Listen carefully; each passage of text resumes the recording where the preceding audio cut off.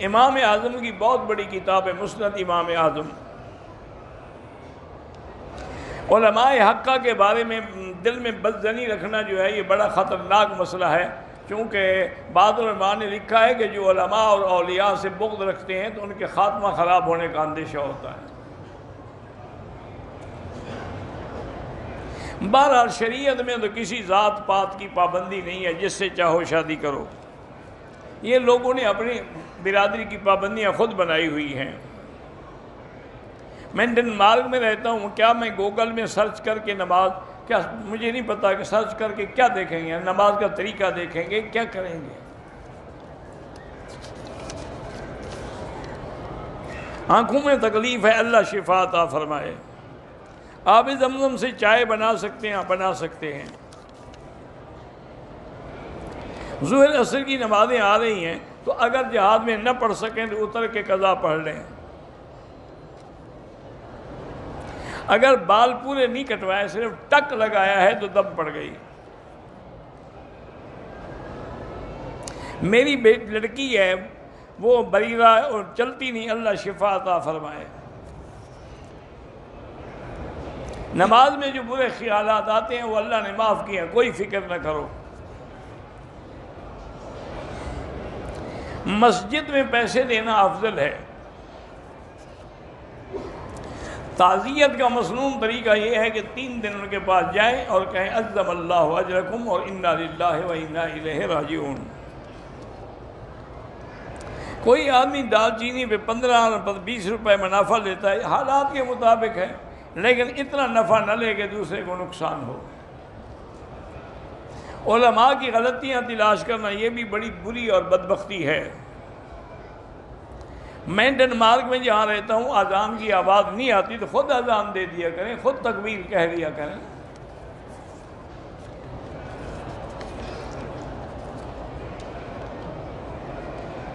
خامد بات پہ ناراض ہو جاتے ہیں تو یا لطیف و یا ودود پڑھ کے دم کیا کریں۔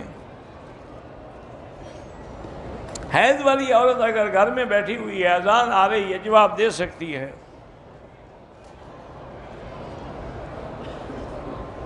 بہرحال نفل نماز جو ہے اگر توبہ کی ہے تو صرف توبہ کی نیت کریں، شکرانے کی ہے تو صرف شکرانے کی نیت کریں۔ رزق میں برکت کے لیے استغفار زیادہ پڑھیں۔ نماز جنازہ میں حنفی مسلک میں فاتحہ نہیں ہے، لیکن شافعی اور حنبلی حضرات جو ہیں وہ پہلی رکعت کے بعد فاتحہ پڑھتے ہیں۔ مقبوضہ کشمیر کے مسلمانوں پہ جو ظلم ہو رہا ہے، اللہ ان کی مدد کرے اور اللہ ظالموں پر اپنا عذاب نازل فرمائے۔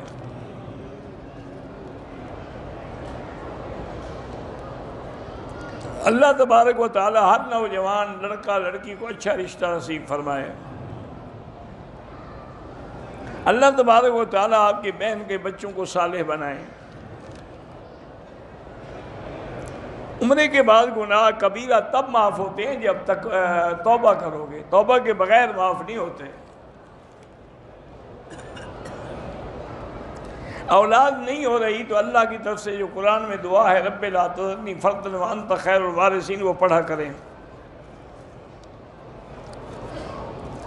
اگر عورت نے بال نہیں کاٹے، پہلے غسل کر دیا لیکن بعد میں بال کاٹے تو کوئی حرج نہیں۔ اگر آدمی حمام میں جائے اور چادر اتار لے تو کوئی حرج نہیں۔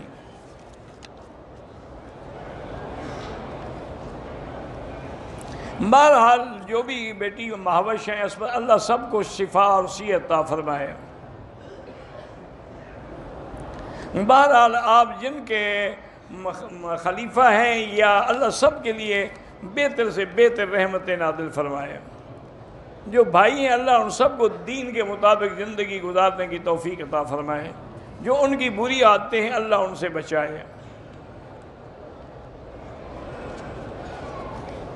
اگر اللہ پاک سے دعا کریں گی تو اللہ رمضان میں بھی عمرہ نصیب فرمائیں گے۔ اللہ تبارک و تعالی حضرت شیخ حافظ ذوالفقار صاحب کی زندگی میں اور اعمال میں برکت عطا فرمائے۔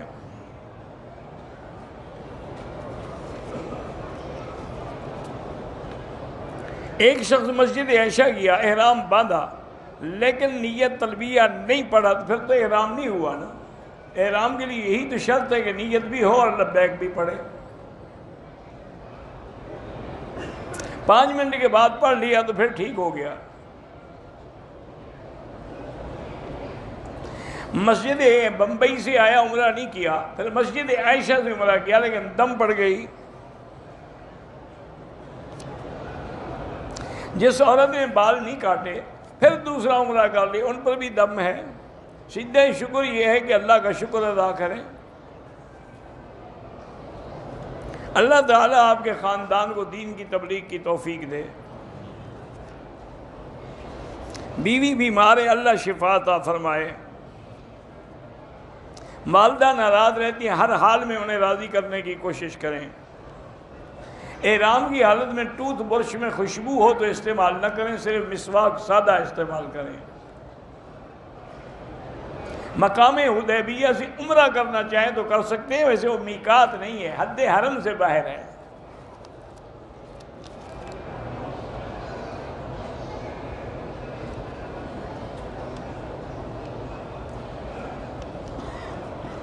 پتہ نہیں عمرے پہ آیا پھر کہاں چلا گیا، اگر میقات سے احرام نہیں باندھا دم پڑ گئی۔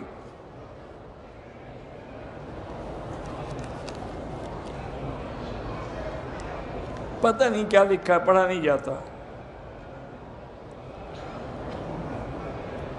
عمرے کے بعد تو آپ خوشبو لگا سکتے ہیں۔ یہ مجھے نہیں پتا کیا لفظ لکھتے ہیں، پڑھے نہیں جاتے۔ طواف کر کے مرحومین کو ثواب بخش سکتے ہیں۔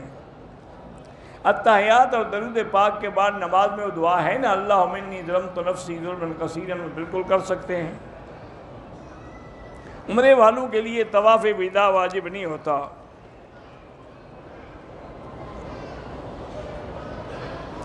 میں نے شادی اپنی مرضی سے کی تھی، ابو راضی تھے، ماں راضی نہیں تھی، شادی ہو گئی، ٹھیک ہو گیا، وہ بھی راضی ہو جائیں گی۔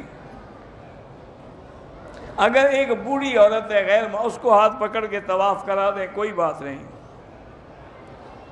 بہرحال پہلی یا دوسری صف میں طواف والے بیٹھ جاتے ہیں، اللہ ان کو ہدایت دے۔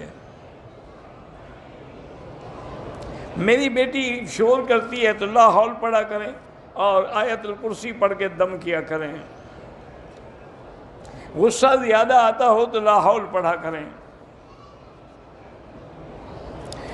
میرے گھر میں پیسے گم ہو جاتے ہیں تو آیت الکرسی پڑھ کے حصار کیا کریں، پھر کوئی جن نہیں اٹھائے گا۔